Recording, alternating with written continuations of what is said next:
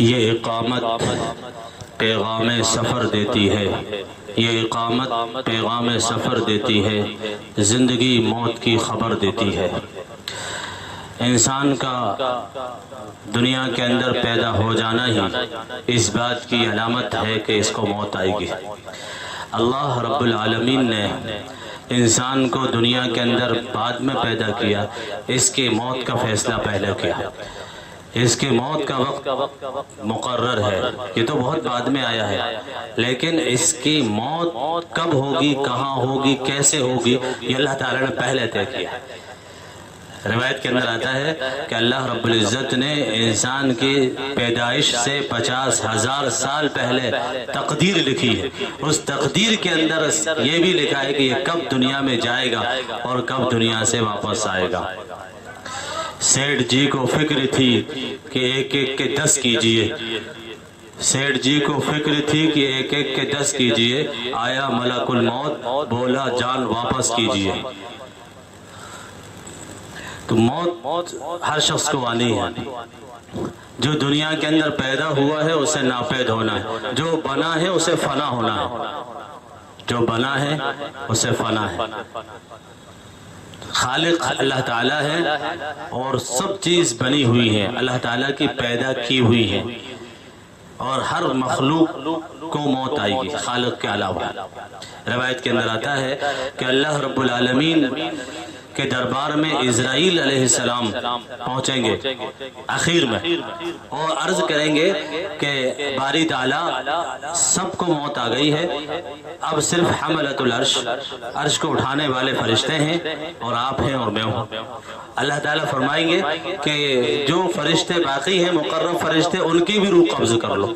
سب کی روح قبض کرنے کے بعد پھر ملک الموت اسرائیل علیہ السلام عرض کریں گے، اے باری تعالیٰ اب تو سب کی موت آ گئی ہے، اب صرف آپ بچے ہو، میں بچے۔ اللہ تعالیٰ فرمائیں گے اسرائیل موت تو تم کو بھی آئے گی، موت تو تم کو بھی آئے گی۔ اس کا مطلب یہ نہیں ہے کہ موت کے فرشتے کی موت کون قبض کرے گا، تم نے سب کی روح قبض کری، یہاں تک کہ مقرب فرشتے جو سب سے آخر میں بچے تھے ان کی بھی روح قبض کر لی، اب تمہاری روح کون قبض کرے گا؟ تو باری تعالیٰ خود حضرت اسرائیل علیہ السلام کی روح قبض کریں گے، اور پھر وہی کل من علیہا فان ویبقى وجہ ربک ذو الجلال والاکرام۔ ہر چیز کو فنا ہے، ہر چیز کو فنا ہے، باقی رہنے والی ذات رب ذو الجلال کی، بس اللہ رب العزت کی ذات آخر میں باقی رہے گی، سب کو فنا ہے۔ پھر اللہ تبارک و تعالی دوبارہ سب کو زندہ فرمائے گا، والبعث بعد الموت۔ یہ عقیدہ ہے مسلمانوں کا۔ مسلمانوں کے عقیدے میں غیروں کے عقیدے میں یہ بنیادی فرق ہے۔ ہم جس وجہ سے مسلمان ہیں اور جس کے بغیر ہم مسلمان نہیں کہلا سکتے، جن 7 چیزوں پر ایمان لانا فرض ہے، ضروری ہے، یہ بنیاد ہے، ان میں سے ایک ہے والبعث بعد الموت، موت کے بعد کی دوبارہ زندگی۔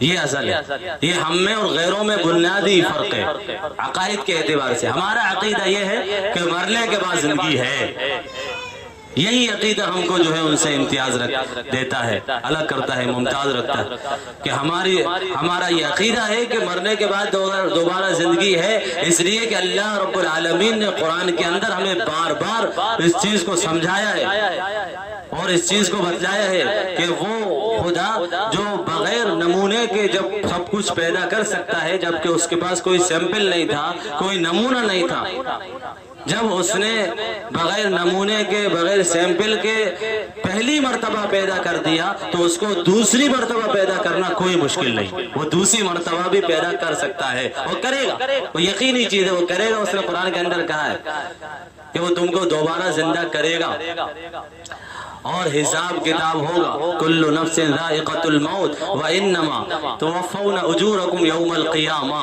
اللہ فرماتے ہیں ہر نفس کو، ہر جاندار کو موت کا مزہ چکھنا ہے، اور سب کو ان کے اجر ان کو دیے جانا ہے۔ ثم الینا ترجعون، ایک جگہ فرمایا پھر ہمارے پاس لوٹ کر آنا ہے، اپنے اپنے کیے ہوئے اعمال کا حساب دینا۔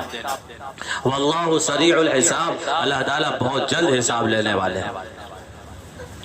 تو اللہ رب العالمین نے انسان کے دنیا میں آنے سے پہلے اس کی موت طے کر دے اس کو کب مرنا. حدیث پاک کے اندر نبی کریم صلی اللہ علیہ وسلم نے فرمایا کہ سمجھدار آدمی وہ ہے جو مرنے سے پہلے مرنے کی تیاری کر لے. بس سمجھدار وہ ہے. موت کبھی کہہ کر نہیں آتی، وہ اچانک آتی ہے، اچانک آتی ہے، کبھی کہہ کر نہیں آتی. کسی کو نہیں بتایا کہ وہ کون سے سن میں مرے گا، کسی کو نہیں معلوم تھا کہ لاک ڈاؤن میں فلاں صاحب چلے جائیں گے. چلے گئے، جوان بھی گئے، بوڑھے بھی گئے، بچے بھی گئے، جانے والے چلے گئے، اور جو رہ گئے ان کو بھی جانا ہے. اللہ نے فرمایا کہ اگر کوئی ذات موت سے بچ سکتی تھی تو وہ تھی نبی کریم صلی اللہ علیہ وسلم کی ذات. اگر موت سے کسی کو رستگاری تھی تو وہ نبی پاک علیہ الصلوۃ والسلام کو تھی، اس لیے کہ اللہ فرماتے انک میت وانہم میتون. اے نبی آپ کو بھی موت آنی ہے، اب پیارے حبیب کو موت آنی ہے. انک میت کا میت، آپ بھی میت ہیں، یعنی آپ کو بھی موت آنی ہے. وَإِنَّكُمْ مَيِّتُونَ، یہ سب مرنے والے ہیں. دنیا کے اندر کوئی باقی رہنے کے لیے نہیں آیا ہے. ہم سے پہلے بہت لوگ آئے دنیا کے اندر آئے، سب چلے گئے. اب جو باقی ہیں یہ چلے جائیں گے، دوسرے آ جائیں گے، یہاں تک کہ سلسلہ ختم ہو جائے گا، قیامت آ جائے گی. حضرت سلیمان علیہ السلام اپنے زمانے کے جلیل القدر نبی بھی ہیں، بادشاہ بھی ہیں. ایسی بادشاہت اللہ تعالیٰ نے ان کو عطا فرمائی. علماء نے لکھا ہے کہ نہ ان سے پہلے کسی کو ایسی بادشاہت ملی، نہ ان کے بعد. اور ظاہر بات ہے حضرت سلیمان علیہ السلام کیسے بادشاہ، نبی بھی تھے اور بادشاہ بھی. کیسے بادشاہ؟ دنیا کا کسی بھی بادشاہ کی آپ ہسٹری اٹھا کے دیکھ لیجئے، کیا ان کو ایسی بادشاہت رب ذوالجلال نے عطا فرمائی تھی جیسی بادشاہت حضرت سلیمان علیہ السلام کو عطا فرمائی تھی؟ آپ کی حکومت صرف انسانوں پر ہی نہیں تھی، جناتوں پر بھی تھی، چرند پرندوں پر بھی آپ کی حکومت، ہواؤں پر آپ کی حکومت. ایسی بے مثال حکومت اللہ تعالیٰ نے حضرت سلیمان علیہ السلام کو عطا فرمائی. لیکن آخر ان کو بھی موت آئی. روایت کے اندر آتا ہے حضرت سلیمان علیہ السلام نے بیت المقدس کو تعمیر کرایا جنات سے. اور جب آپ بیت المقدس کو تعمیر کرا رہے تھے، ایک شیشے کا، شیشہ بھی کہتے ہیں، اس شیشے کا کیا بنوایا؟ کورڈ بنوایا، کمرہ بنوایا. اس کورڈ کے اندر آپ کھڑے ہوئے ہیں، عصا آپ کے ہاتھ میں ہے. جنات یہ سمجھ رہے ہیں کہ حضرت سلیمان علیہ السلام ہماری نگرانی کر رہے ہیں اور پورے بیت المقدس مسجد اقصی کو بنا دیا انہوں نے. ارے ہو خبر کب ہوئی؟ جب حضرت سلیمان علیہ السلام کو وہ عصا جس پر ٹیک لگا کر آپ کھڑے ہوئے تھے، دیمک نے کھایا، وہ گرا، عصا گرا تو حضرت سلیمان علیہ السلام کا دھڑ جو ہے زمین پر گرا. تب جنات سمجھے کہ بڑے میاں تو جا چکے، ہم سمجھ رہے تھے کہ ہمیں دیکھ رہے ہیں. یہ اللہ کی قدرت. اللہ تعالیٰ کو کام لینا تھا، جنات سے کام لیا اللہ تعالیٰ نے بیت المقدس کا حضرت سلیمان علیہ السلام کے ذریعے سے. اور آخر ان کو بھی موت آئی. موت سے کسی کو رستگاری نہیں، موت سے آج تک کوئی نہیں بچا. ایک کشتی چلانے والا، اس کو اردو میں ناخدا کہتے ہیں، فارسی میں کہتے ہیں، اردو میں استعمال ہوتا ہے وہ ناخدا، یعنی کشتی چلانے والا. ایک ناخدا سے اس کے دوست نے کہا کہ تمہارے والد بزرگوار کی کیوں کر موت ہوئی، یعنی کیسے والد بزرگوار مرے آپ کے، آپ حال بتائیے ان کا. تو انہوں نے اس ناخدا نے کہا میرے والد بزرگوار کی کیا پوچھتے ہو، میرے آباء و اجداد تو سب ڈوب کر ہی مرتے آ رہے ہیں. ناخدا ہے نا، کیونکہ ہمارا نسلوں سے، صدہا پشت سے، نسلوں سے ہمارا یہی پیشہ ہے کہ ہم کشتی رانی کرتے ہیں، یعنی کشتیاں چلاتے ہیں، یہ ہمارا پیشہ ہے. تو ڈوب کر ہی سب کی موت ہوتی ہے. تو اس دوست نے ناخدا سے کہا تمہیں خوف نہیں آتا کہ تم بھی ڈوب کر مرو گے؟ کہا کہ خوف تو آتا ہے موت سے، لیکن موت سے مفر بھی تو نہیں ہے. تم ہی بتاؤ تمہارے آباء و اجداد کہاں مرے؟ کہا گھر میں. کہا تمہیں گھر سے خوف نہیں آتا؟ تمہیں گھر سے خوف نہیں آتا؟ تم کیوں گھر کے اندر لیٹے ہو؟ تو موت سے کسی کو مفر نہیں ہے. قل ان الموت الذی تفرون منہ فانہ ملاقیکم. اللہ فرما رہے اے نبی کہہ دیجئے قل ان الموت الذی، وہ موت جس سے تم بھاگتے ہو، فانہ ملاقیکم، وہ تم سے ملاقات کر لے گی وہ ملاقات. ولو کنتم فی بروج مشیدہ اینما تکونوا یدرککم الموت ولو کنتم فی بروج مشیدہ. جب وہ ملاقات کرنا چاہے گی نا، اس کو کوئی محلات نہیں روک سکتے، کوئی دروازے نہیں روک سکتے، کوئی حکومت و بادشاہت اور کوئی دبدبہ اس کو روک نہیں سکتا. جب وہ ملاقات کرنا چاہے گی تو اللہ فرما رہے ہیں تم جہاں کہیں بھی ہو، اینما تکونوا یدرککم الموت، موت تم کو آ پہنچے گی. ولو کنتم فی بروج مشیدہ، اگرچہ تم مضبوط قلعوں کے اندر ہی کیوں نہ. کتنی مضبوط قلعہ ہو، مضبوط قلعہ یعنی آدمی مضبوط قلعہ بنوا لے کہ یہاں کوئی نہ آ پائے، وہاں بھی موت پہنچ جائے گی. جب اس کی ملاقات کا وقت ہے، جب اس کو ملاقات کرنے کا آرڈر ہوگا، اور ہم میں سے کسی کو نہیں معلوم. شب برات آتی ہے، شب برات کے اندر وارنٹ جاری ہوتے ہیں، کسی کو نہیں معلوم کہ کس کے نام کا وارنٹ جاری ہوا ہے. حضرت اسرائیل علیہ السلام جو موت کے فرشتے ہیں، ان کا نام اسرائیل علیہ السلام ہے. شب برات میں ان کو فہرست دے دی جاتی ہے، اللہ کی طرف سے وارنٹ دے دیا جاتا ہے کہ اس سال کس کس کی آپ کو روح قبض کرنا ہے، کس کس کی روح قبض کرنا ہے. اور جہاں جیسے جس حالت میں روح قبض کرنے کا حکم ہے بالکل ویسا ہی ہوتا ہے. حضرت سلیمان علیہ السلام کا دربار لگا ہوا ہے، اور اسرائیل علیہ السلام ملک الموت آدمی کی شکل میں سلیمان علیہ السلام کی مجلس میں آ گئے. اب جو ہے ایک شخص کو بہت گھور گھور کے دیکھ رہے، گھبراہٹ ہونے لگی اسے کہ یہ آدمی مجھے گھور کے کیوں دیکھ رہا ہے، اتنا گھبراہٹ ہونے لگی. جب حضرت اسرائیل علیہ السلام وہاں سے اٹھ کے گئے تو اس نے بادشاہ سے کہا، وزیر تھا وہ سلیمان علیہ السلام کا، اس وزیر نے بادشاہ سے کہا کہ یہ آدمی کون تھا، یہ مجھے بہت گھور گھور کے دیکھ رہا تھا، مجھے خوف سا ہو رہا ہے، دہشت سی ہونے لگی مجھے. کہا کہ ان کو نہیں جانتے، یہ تو آدمی کی شکل میں آئے ہیں، یہ اسرائیل علیہ السلام ملک الموت. کہا کہ آپ مہربانی کیجئے، آپ مجھے بوماس چھڑوا دیجئے. بوماس ایک ٹاپو کا نام تھا، تاریخ کے اندر لکھا ہے کہ ہندوستان کا ہی ایک ٹاپو تھا بوماس، کہ مجھے وہاں چھڑوا دیجئے. حضرت سلیمان علیہ السلام نے ہوا کو حکم دیا، وہ سیکنڈ کے اندر جو ہے وہ تو قبل ان یرتد الیک طرفک والا معاملہ تھا، وہاں تو آنکھ جھپکنے کے برابر جو ہے وہ کام کر دیتا تھا. وہ تو اس نے جو ہوا نے اس کو بات ہی بات میں، یہاں بات ہو رہی ہے وہاں ان کو چھڑوا دیا، بات ہی بات میں وہ بوماس آ گئے. وہ صاحب وزیر وہاں سے بھاگ کر، اسرائیل علیہ السلام تو وہی حکم تھا ان کو، وہ تو پہلے سے انتظار کر رہے تھے. جیسے وہ بوماس پہنچے ان کا وقت بھی ہو گیا تھا، ان کی روح قبض کر لی. اب چند دنوں کے بعد حضرت اسرائیل علیہ السلام جب حضرت سلیمان علیہ السلام کے دربار میں آئے تو حضرت سلیمان علیہ السلام نے وہ بات ان کو بتلائی کہ وہ کیا بات تھی.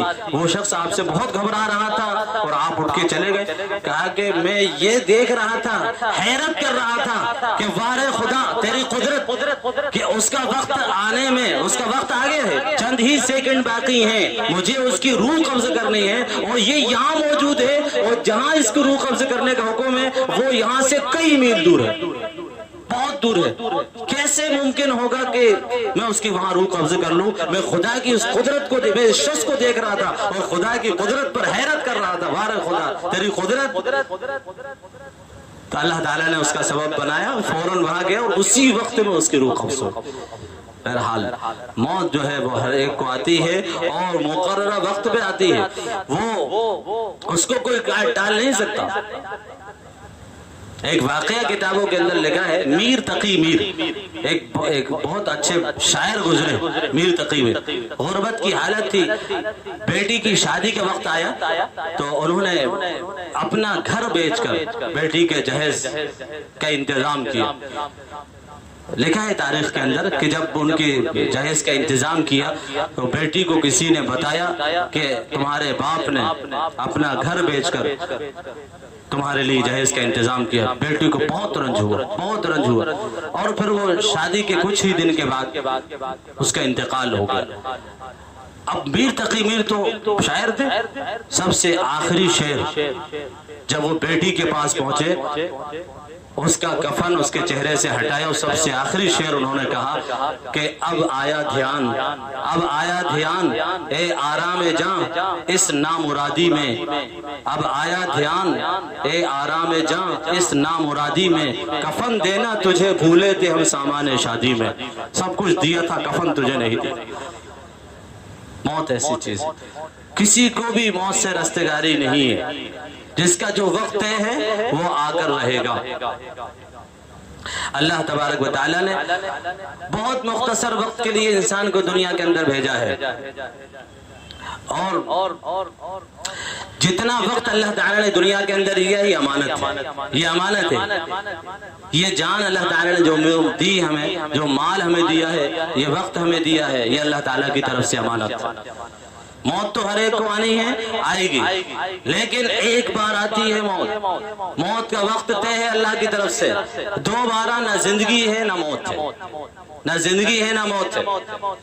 زندگی دنیا کی نہیں ہے، آخرت کی زندگی ہے، وہ الگ ہے۔ یہ زندگی جو اللہ تعالیٰ نے دی ہے، یہ زندگی دوبارہ ملنے والی نہیں ہے، یعنی عمل کرنے کی زندگی، وہ تو اجر کی زندگی ہوگی، وہ انعامات کی بدلے کی زندگی ہوگی، وہ بدلے والی زندگی ہوگی۔ جیسے اعمال دنیا کے اندر کیے ہوں گے ان کا اجر دیا جائے گا، وہ بدلے والی زندگی ہوگی۔ یہ عمل کرنے کی جگہ ہے دنیا دار العمل ہے اور جنت دار الجزا ہے، وہ بدلے کی زندگی ہے، یہ عمل کی زندگی ہے۔ یہ دار العمل، عمل کرنے کے مواقع دوبارہ ہاتھ آنے والے نہیں ہیں، دوبارہ ہاتھ آنے والے نہیں ہیں۔ یہ بندہ اللہ کے دربار میں پہنچ کر کہے گا یا اللہ مجھے تھوڑی سی مہلت اور دے دے، ایک مرتبہ دنیا کے اندر اور بھیج دے تاکہ میں اچھا عمل کر کے آؤں۔ ترکت کلا انہا کلمۃ هو قائلها، بار بار ایک ہی جملہ کہے گا کہ جو کچھ میں چھوڑ کر آیا ہوں وہ سب راہ خدا میں دے دوں گا۔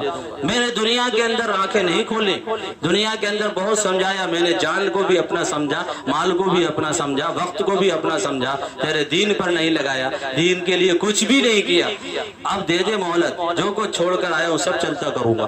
ترکت کلا، اللہ کہیں ہرگز نہیں، انہا کلمۃ هو قائلها، وہ ایک جملہ ہوگا جو بار بار دہرائے جائے گا، کلا انہا کلمۃ هو قائلها ومن ورائهم برزخ الى یوم یبعثون، کہ جو ایک مرتبہ یہاں پر آ گیا وہ دوبارہ یہاں سے واپس جاتا نہیں ہے۔ ہاں، اس لیے میرے بھائیوں عزیز دوستوں، موت کی تیاری کرنا کیسے ہے؟ اب ہر آدمی کے ذہن میں سوال ہوتا ہے، حدیث پاک کے اندر آیا ہے کہ مرنے سے پہلے مرنے کی تیاری کر لو۔ مرنے کی تیاری کرنا کیسے؟ مرنے کی تیاری کرنے کے لیے ہمیں کیا بتایا گیا، کیا سکھایا گیا، کیا تصور ہے ہمارے دماغ میں مرنے کی تیاری کرنے کا؟ موت سے پہلے موت کی تیاری کرنے کا کیا تصور ہے، کیسے کرنی ہے؟ مرنے سے پہلے مرنے کی تیاری ہے کہ ہم دنیا کے اندر جس کام کے لیے بھیجے گئے ہیں ہم اس کام کو کر لیں۔ اللہ تعالیٰ نے جس کام کے لیے دنیا کے اندر بھیجا ہے ہم اس کام کو کر کے جائیں گے تو مالک خوش ہوگا۔ کوئی آدمی کسی کو کسی مہم پر بھیجے، کسی کام سے باہر بھیجے، وہ بڑی امید ہے اس سے ایک اچھا کام کر کر آئے گا، بڑا امانت دار اس کو سمجھا، امین اس کو کہا، اور وہ کام کر کے واپس نہیں آئے، نمک حرامی کرے، وقت خراب کر کے آئے، مالک اس سے خوش نہیں ہوگا۔ تو دنیا کے اندر مرنے سے پہلے مرنے کی تیاری یہ ہے جس کام کے لیے ہم بھیجے گئے ہیں اس کام کو کرنے والے بن جائیں۔ وَمَا خَلَقْتُ الْجِنَّ وَالْإِنسَ إِلَّا لِيَعْبُدُونَ، دنیا کے اندر آنے کا مقصد وہ اللہ کی عبادت ہے، ہمارا وقت اللہ کی عبادت کے اندر گزرے۔ اور یقیناً عبادت کا مطلب یا موت کی تیاری کا مطلب یہ نہیں ہے کہ ہم دنیا کو چھوڑ دیں، بیوی بچوں کو چھوڑ دیں، سب کو چھوڑ کے ہم صرف عبادت ہی کرتے رہیں، نماز ہی پڑھتے رہیں، مسجد کے اندر ہی رہیں، مسجد سے باہر نہ نکلیں۔ یہ عبادت کا مفہوم شریعت محمدیہ میں نہیں ہے۔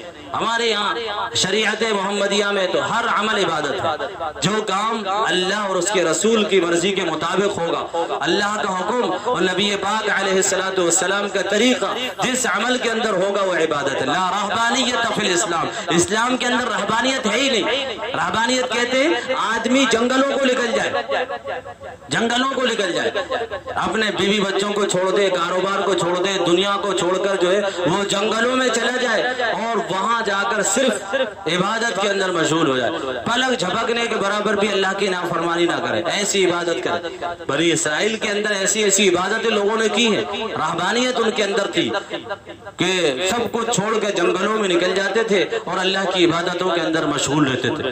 70 سال ایسی عبادت کی ہے لوگوں نے، لیکن اسلام کے اندر فرمایا لا رہبانیت فی الاسلام، اسلام کے اندر یہ رہبانیت نہیں ہے۔ اسلام کے اندر تو یہ ہے کہ تم زندگی کے جس شعبے کے اندر ہو، معاشرت بھی دین، معاملات بھی دین، اخلاق بھی دین، جو 5 شعبے ہیں، ایمانیات، اخلاقیات، معاشرت، معاملات، ان 5 شعبوں کے اندر، جس شعبے کے اندر 5 ہی شعبوں سے آدمی کا تعلق ہوتا ہے، ان 5 شعبوں کے اندر آدمی اللہ کے حکم اور نبی کے طریقہ کو فالو کرے تو وہ دیندار ہے، اس کا ہر عمل عبادت کہلائے گا، ہر عمل عبادت کہلائے گا۔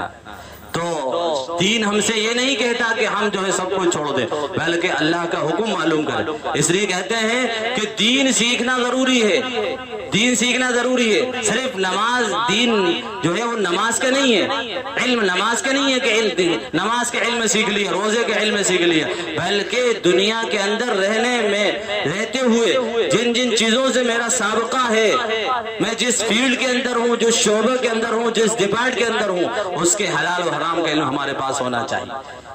حلال و حرام کا علم ہمارے پاس ہونا ضروری ہے، ورنہ ہم نماز بھی پڑھ رہے ہوں گے، ہم روزہ بھی رکھ رہے ہوں گے، ہم حج بھی کر رہے ہوں اور زکوٰۃ بھی دے رہے ہوں، سب کچھ کرنے کے بعد اگر زندگی کے جس شعبے کے اندر ہم ہیں اس شعبے کے اندر ہم نے حلال حرام کی تمیز نہیں کی تو ہم بچ نہیں سکتے اللہ کی گرفت سے، بچ نہیں سکتے۔ 5 شعبے ہیں اسلام کے اور 5 شعبوں کے اندر دین کو زندہ کرنا ضروری ہے، اور دین کو زندگی میں لانے کے لیے ضروری ہے کہ ہم لوگ جو ہے وہ خاص طور سے اپنے نسلوں کی، اپنی اولاد کی فکر کریں۔ خود تو ہم لوگ سمجھتے ہیں مرد نماز کو آ رہے ہیں، جمعے کے دن بھی آ رہے ہیں، ماشاءاللہ بیان بھی سنتے ہیں، تعلیم کے حلقوں میں بیٹھتے ہیں، بہت کچھ مردوں کا دین سے سابقہ ہوتا ہے، لیکن جہاں ہم عورتوں کی طرف نگاہ ڈالتے ہیں تو معلوم ہوتا ہے شاید کہ شریعت ان پر فرض ہی نہیں ہوئی، ابھی شریعت ان پر فرض نہیں، یہ کوئی اور مخلوق ہے۔ ارے وما خلقت الجن والانس الا لیعبدون، میں نے انسان و جنات کو محض اپنی عبادت کے لیے پیدا کیا ہے۔ عبادت کے جو مکلف ہیں وہ صرف مرد ہی نہیں ہے، وہ عورتیں بھی ہیں، وہ عورتیں بھی ہیں۔ آدمی کا ہولڈ ہوتا ہے عورتوں پر، الرجال قوامون علی النساء، مرد قوام ہے، ذمہ دار ہے عورتوں پر۔